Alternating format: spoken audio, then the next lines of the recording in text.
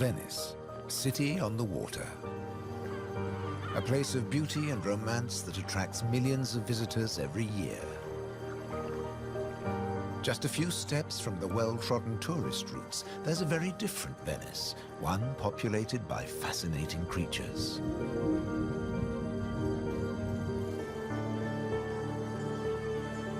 This film explores a Venice that few people ever see, a city that has a surprising double life.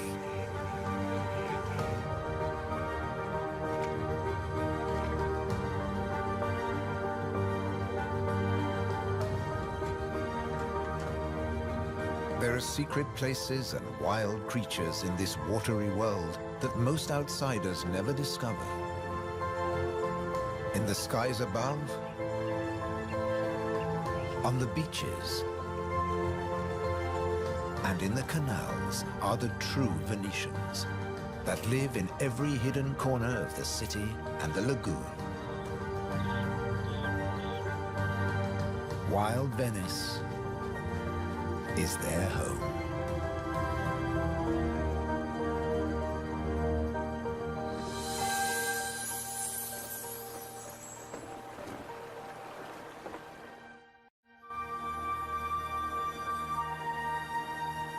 The city of Venice is built on sand, in a lagoon between the sea and the land. First formed from river sediments, man has since created an ecosystem as fragile as Murano glass. Covering 550 square kilometers, it's one of the largest wetlands in the Mediterranean. Flamingos arrived at these Venetian waters quite recently. They crisscross the Mediterranean from North Africa to France's Camargue, to Sardinia, Tuscany, and now Venice.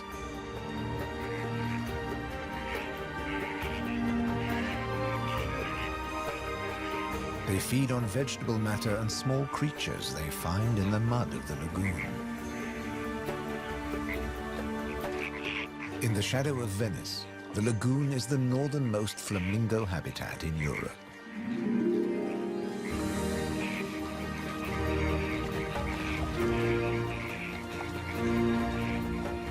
They're here now, but in a few weeks, many will move off again to find richer pickings.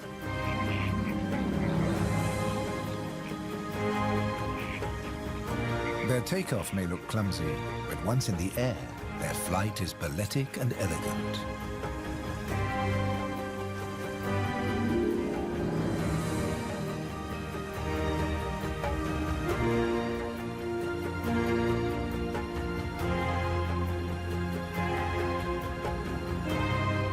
And before too long, they'll return to the safety of this lagoon, tucked between the sea, the city, and the Alps. The distant peaks helped form the lagoon. The mountain streams washed their rocky sediment towards the sea to make this habitat.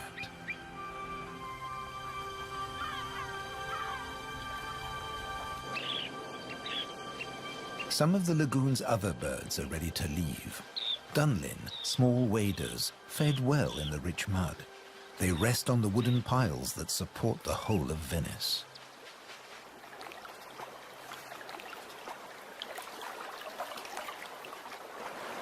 It's spring, time to head off to their northern breeding grounds.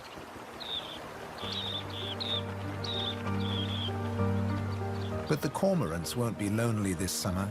As the Dunlin fly away, other birds are flocking in. A bird's eye view reveals the full beauty of the lagoon. A labyrinth of uninhabited islands, intertwined canals, and swampy sandbanks.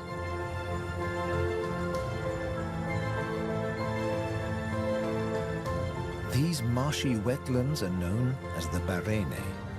To survive here, plants need to like salt water and flooding. Natural arteries called gabi meander through the brackish gardens, keeping the lagoon alive. The same waters flow through the city. The curving streams between the islands became the magical canals of Venice.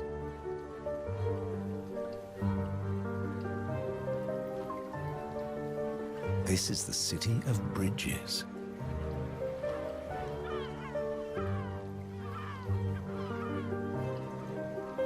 Visitors are mesmerized by the romance of the canals and the ancient architecture, and often miss the smaller, wilder sights around them.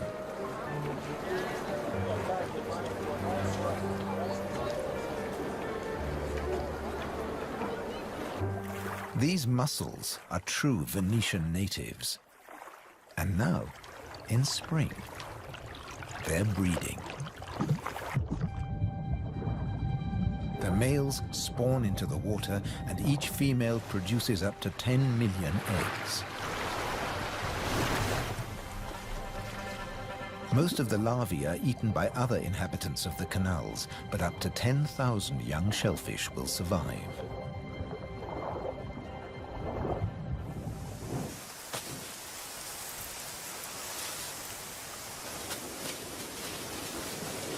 Just beyond the city, colonies of birds are breeding too. But a hazard of urban nesting is constant disturbance.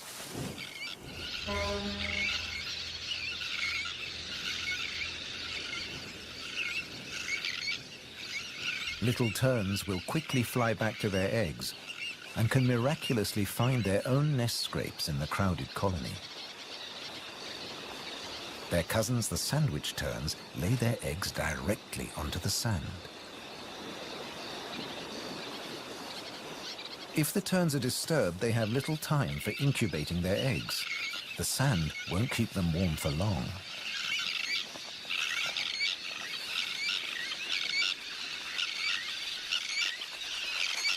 And left out in the open, they could be an easy target for predators.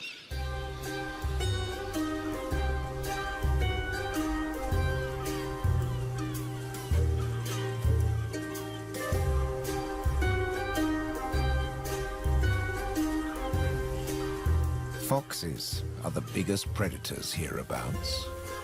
But from the air, he's easy to spot. The birds make it known he's not welcome anywhere near their nests.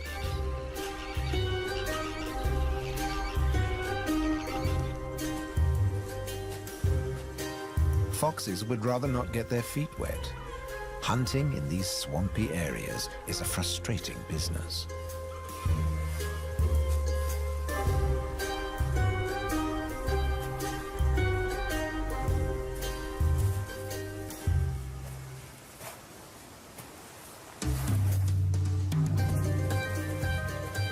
The grand leap disturbed another nesting bird. Now it's a question of following the scent.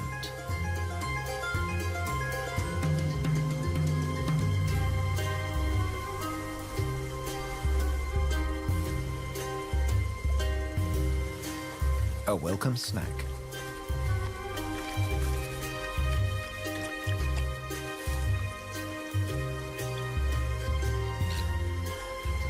Just beyond the sand dunes is the busy colony.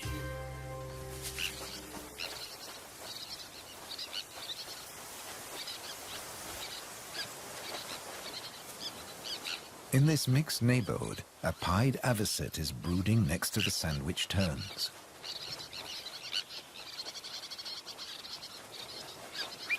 With nests so closely packed, there can be conflicting territorial claims with the common terns.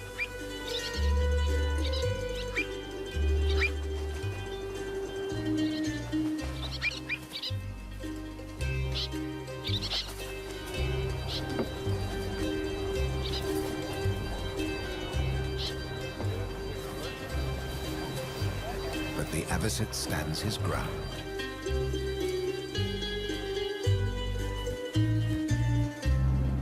The Grand Canal is the main waterway of Venice, dividing the city in two.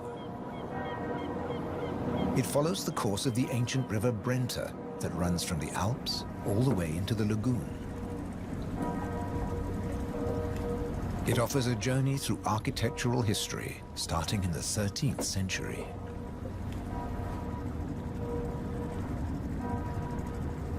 The banks of the Grand Canal have other surprises to offer, like Palazzo Malipiero's Rose Garden.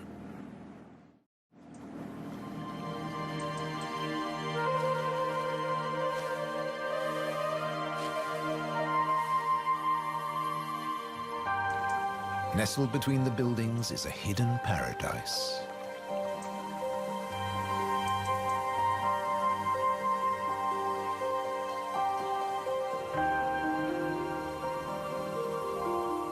Now owned by a modern-day countess, it has been restored to its full glory, and no detail has been left to chance.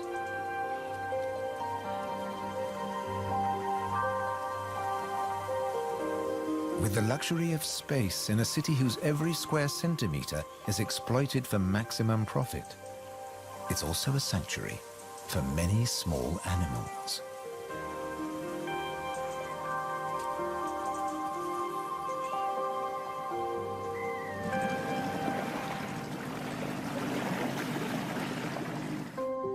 Every day, more than 50,000 tourists visit Venice.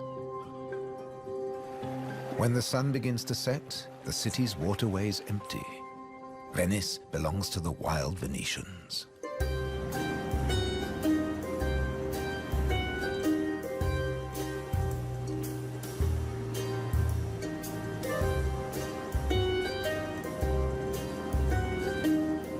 Rats prefer to search for food in the cool night air.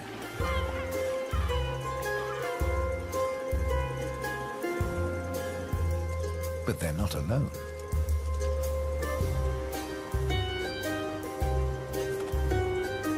Pine martins are hungry too, and rats are on their menu. Pine martins are welcome in the city as they're natural rat catchers.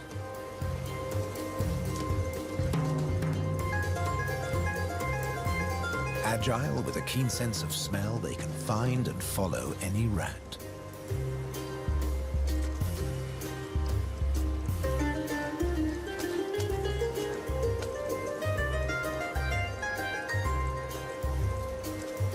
But they're endangered too.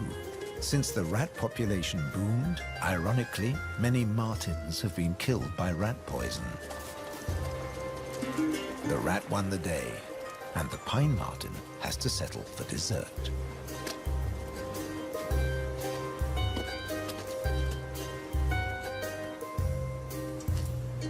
Not such a sacrifice, as pine martens are omnivores. Both meat and veg are on their menu. And sometimes the vegetarian meal is an easier option.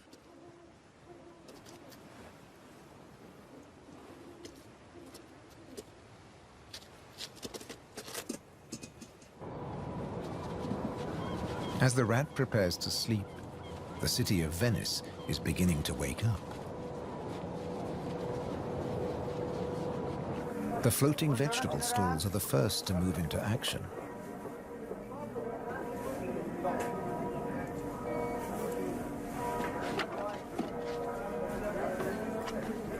Soon these silent waterways will become busy highways again. In the 18th century, over 8,000 gondolas navigated the Venice canals. Now there are only about 400 left. Life in Venice may be moving with the times. But one thing never changes. It dictates the daily rhythms of the city and the lagoon. Twice a day, the tide rises and falls as seawater washes in and out of the lagoon.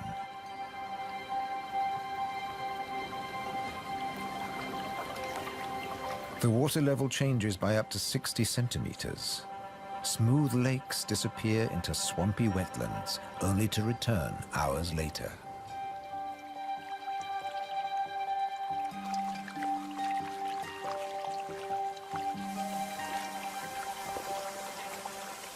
Retreating water levels reveal a surprise. Strange islands that look like complicated water mazes. In fact, they're fisheries at the edge of the lagoon. known as the Valle da Pesca.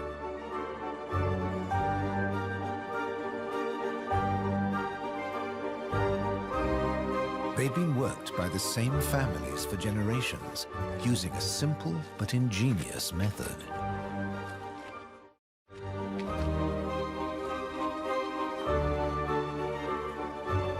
Nets are lowered into the locks that span the water channels.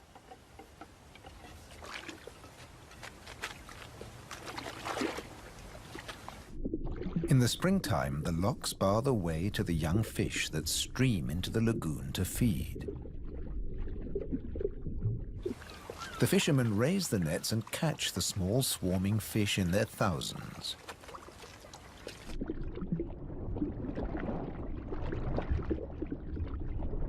It's easy to scoop them out, but these fish are not for eating.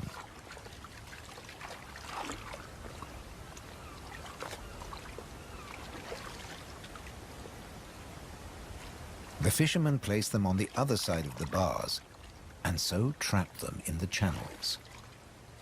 Here, the spring fish are held under perfect conditions until they grow big enough to harvest.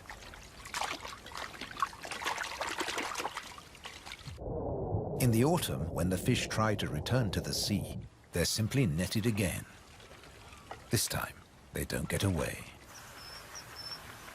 Kingfishers have a more dramatic technique.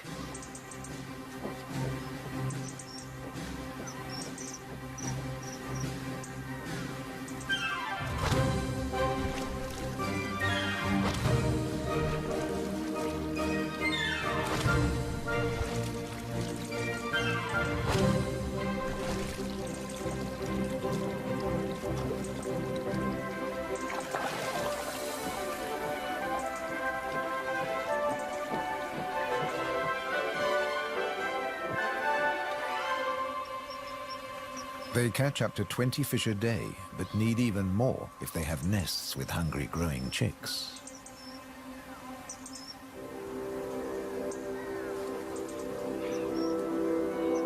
It takes enormous skill, but also violence. A sharp blow to the head stuns the fish. And when it stops wiggling, the kingfisher can turn it round without fear of it escaping. The scales and fins of the fish need to be in line.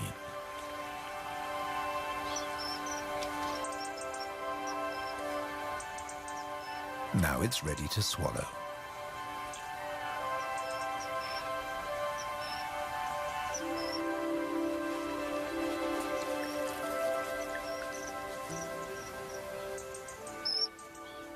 These shallow, brackish waters at the edge of the lagoon are perfect hunting grounds for a kingfisher.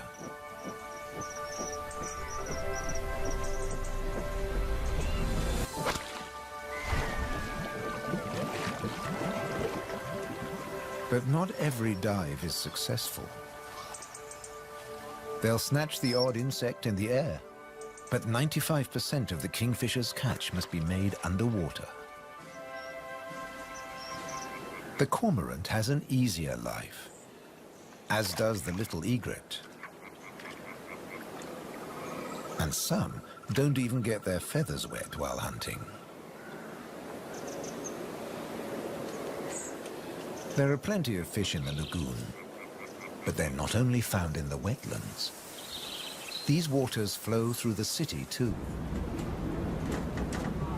And there are fish to be caught in the canals. Beneath the bustling jetties of the famous vaporettos or water taxis, wildlife flourishes. Even here, the little egret can fish where the water is deeper and turbulent. It's not easy to keep an eye on a moving target from a moving base.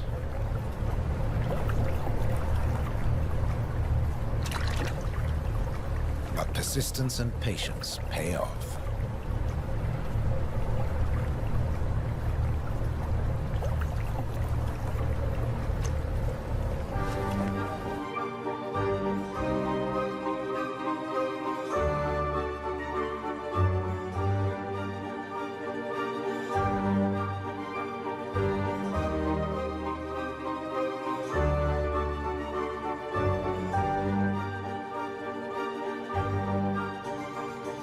3 narrow inlets connect the lagoon to the sea.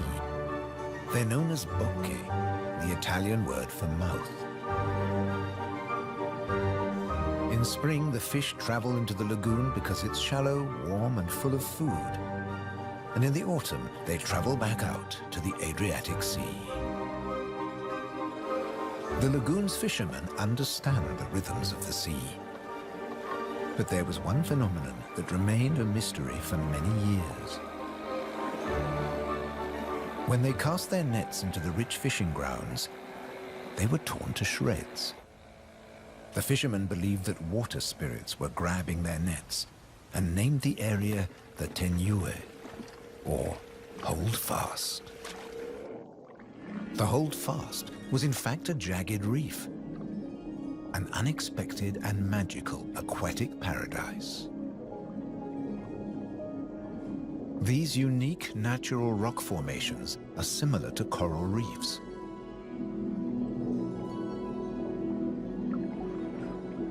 They're home to all kinds of remarkable creatures. Serpent stars, or marine annelids.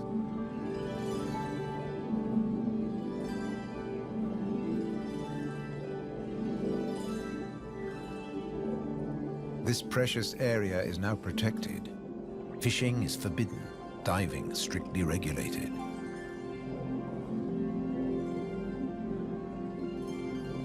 Even harvesting a shellfish delicacy like these canestrelli is banned.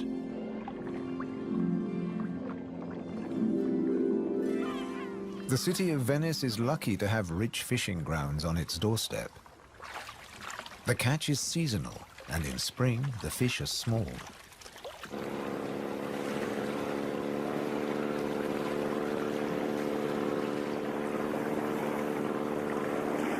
But the fishermen will go out, as long as they can find a buyer. Only the weather can hold them back.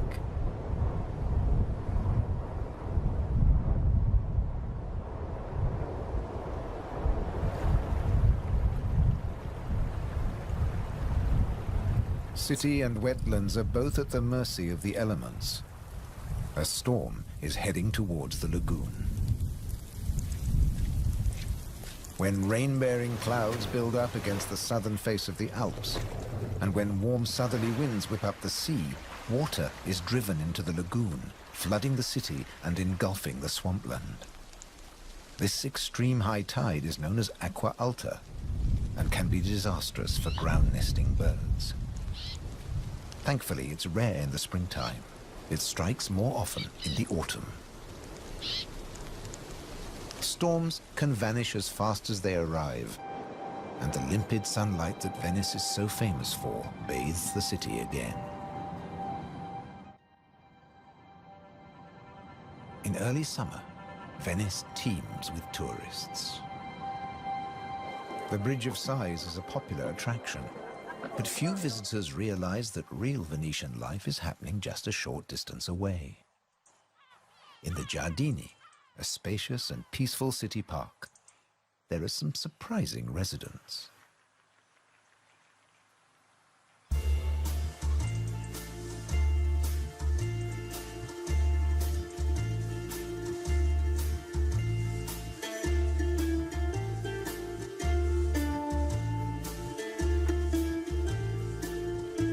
This prehistoric-looking creature is an amorous green toad looking for a mate.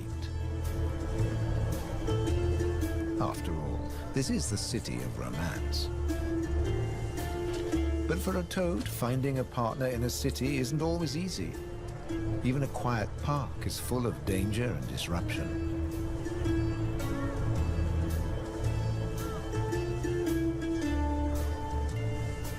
On the plus side, few of the park's visitors notice the presence of the toad, as it blends in so well with its surroundings.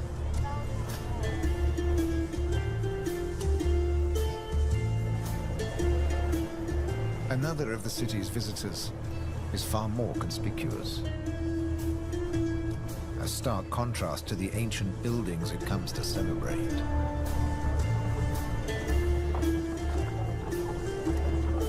and a danger to the fragile city.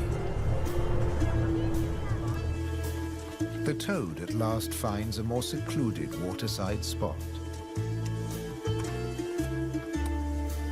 Soft light, gentle fountains, the perfect place to mate. Venice is full of secret places hidden away from the main tourist routes. A traditional gondola repair shop nestles between the city's Zattere and Dorsoduro districts.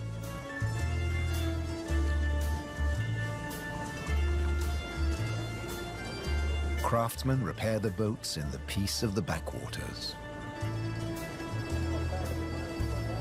The tranquility also attracts some exotic-looking animals.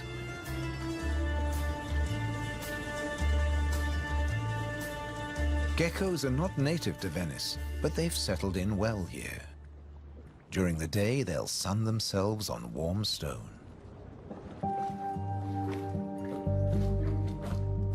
They're waiting for nightfall, when the insects they eat will emerge. And in the golden light, birds that hunt geckos settle in for the night. Terns fly back to the safety of the colony, and others enjoy a final bath. Evening always brings a measure of peace to the city. The Grand Canal is now very quiet, a perfect time for the gecko.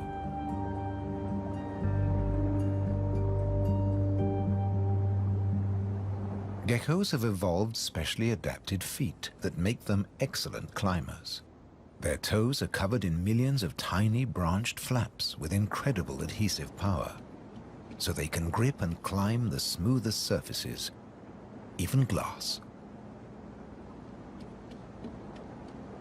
The city is empty now. The Grand Canal is deserted.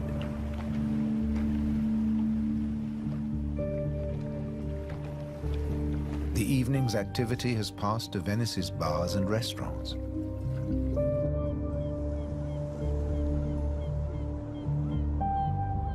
By the time the tourists are safely tucked up in their beds, the city is like a ghost town. Almost. A rat has ventured out to make the most of any scraps left behind. He must take care not to become a meal himself. Owls on the prowl. One little owl is distracted by bright lights. There's nothing here but fruit. No good for the owl.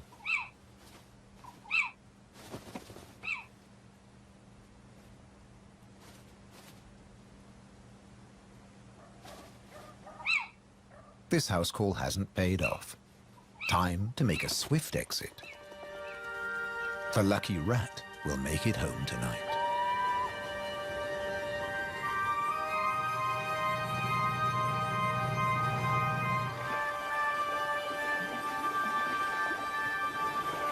Cormorants bask in the morning sun.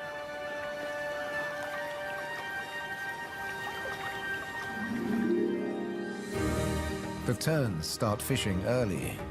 The colony is now a hive of activity.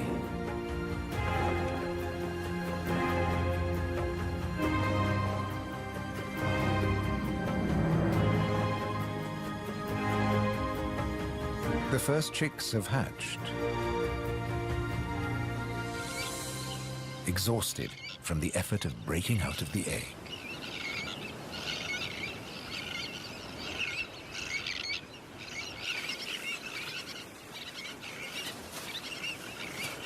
Around them, the colony has turned into a busy Italian restaurant as the adults noisily deliver their food.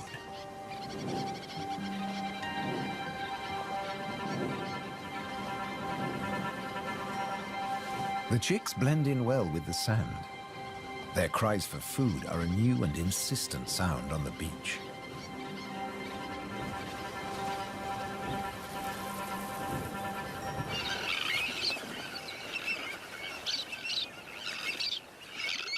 Their calls are echoed by the adults, who do nothing else but feed these demanding youngsters.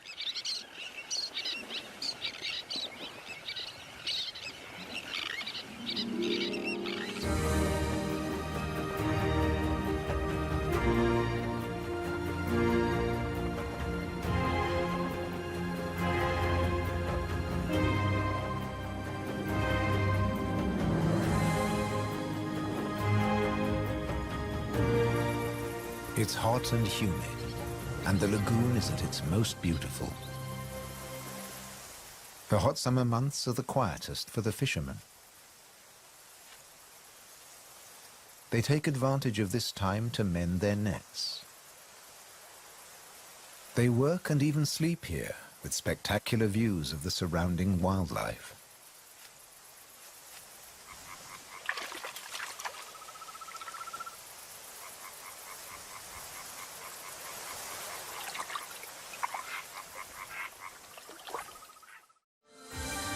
About 8% of the lagoon's surface consists of islands. 20,000 people once lived on Torcello.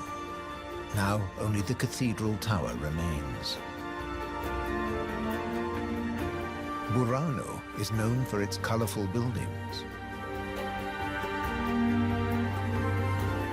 San Francesco del Deserto is home to a Franciscan monastery. The island of Madonna del Monte is being swallowed by the lagoon, but the ruins of its monastery still stand proud.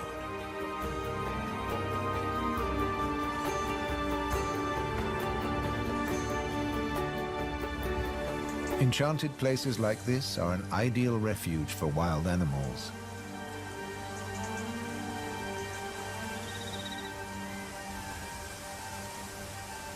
And the island's ancient monastery has some new inhabitants. The ruins are the perfect place for kestrels to nest.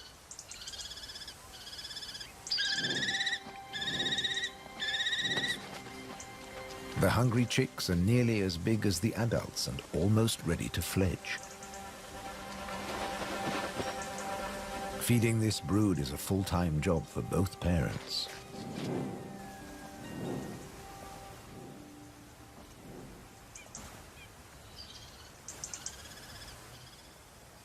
Finally, curiosity gets the better of the young birds and they start to emerge from their hiding place.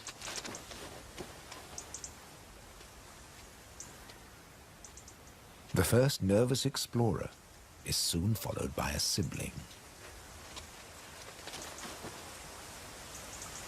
They wait cautiously on a ledge, while one of the adults watches from afar.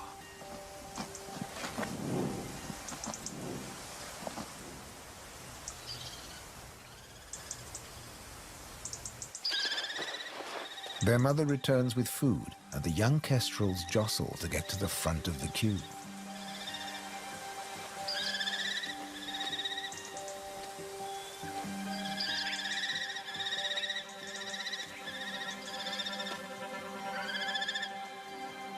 The keenest and the loudest chick is fed first.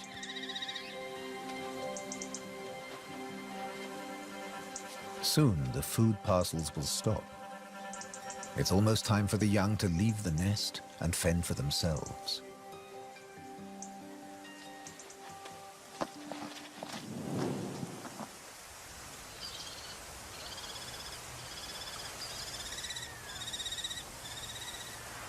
Not all of the lagoon is quite so peaceful.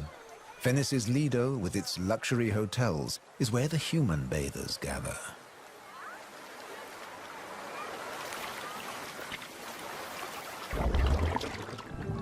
But even here, you can find wild beauty and tranquility.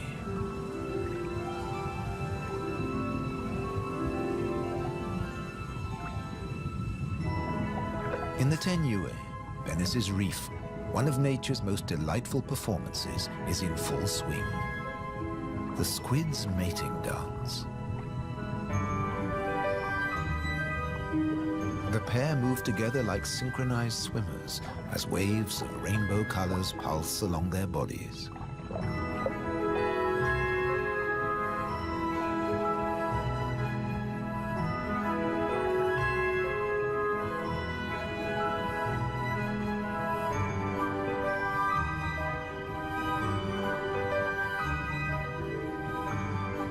It's like an underwater version of the Venice Carnival,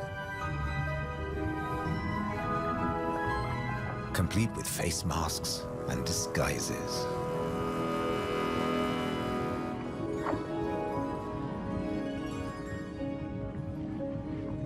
Decorator crabs change their shape by attaching sponges and algae to their bodies.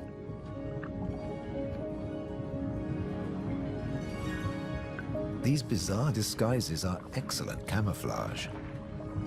The crabs creep past their neighbors and predators like living rocks from the seabed.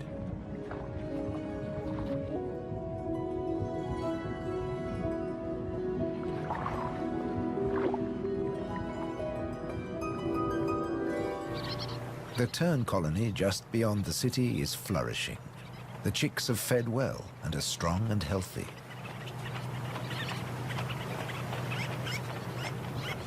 The young birds are gathered in a creche, with 1 or 2 adults looking after them all.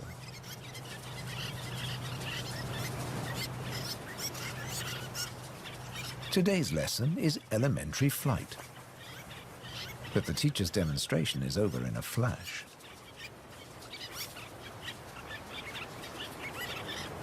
The young birds flap their wings to exercise their growing flight muscles, but they're not ready to take to the air yet.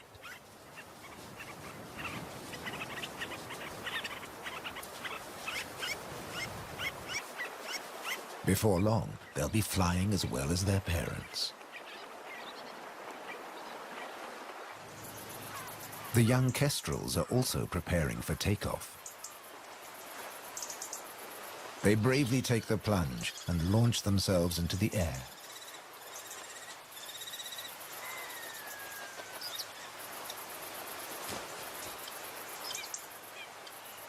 Dropping from a height makes their first flights easier.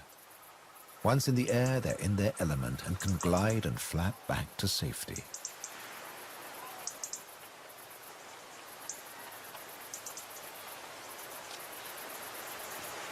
These first flights mark the end of their parental care. Now they have to find their own territory.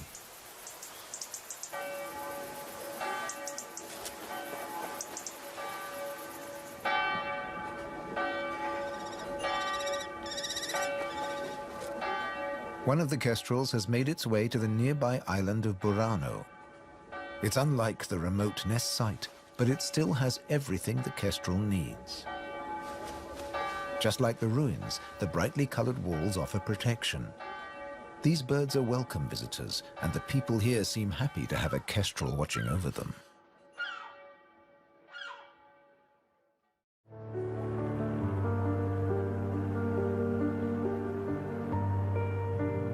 Autumn has arrived, and the wetlands once again change color. A plant called glasswort is responsible for this blush of pink. It flourishes in the swampy salt marshes.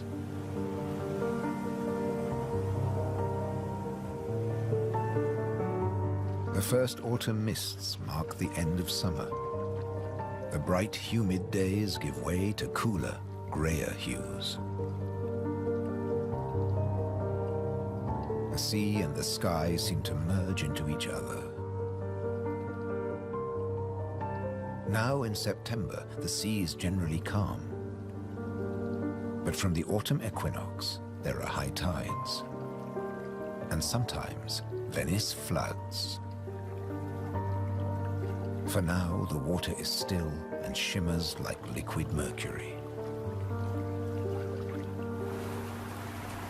When the temperature drops, the beaches are finally too cold for tourists. Animals better equipped to bear the chill reclaim them. A hungry fox sniffs along the shore looking for food.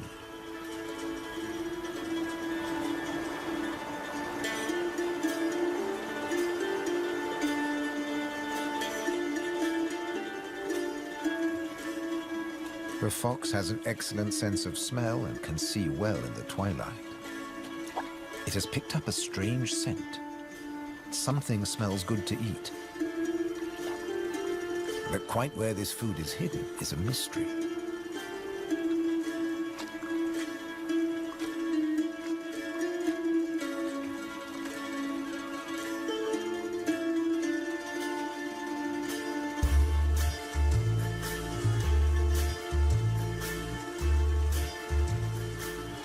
crabs have been crossing the beach, leaving behind a number of trails, and the fox is very confused.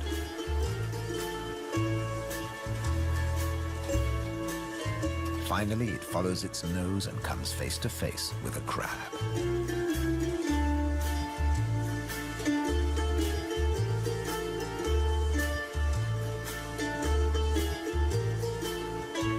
It's an unequal battle, but the crab has the advantage of armor and weapons.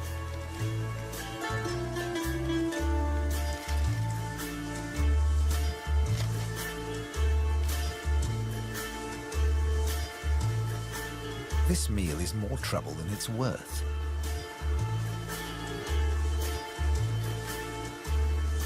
There must be easier pickings. The crab, dazed but victorious, moves off to a more secluded place.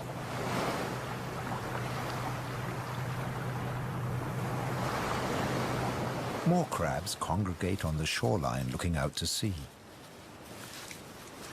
But just across the water, the residents of Venice are having a less comfortable time. The waters of the lagoon are creeping into the city.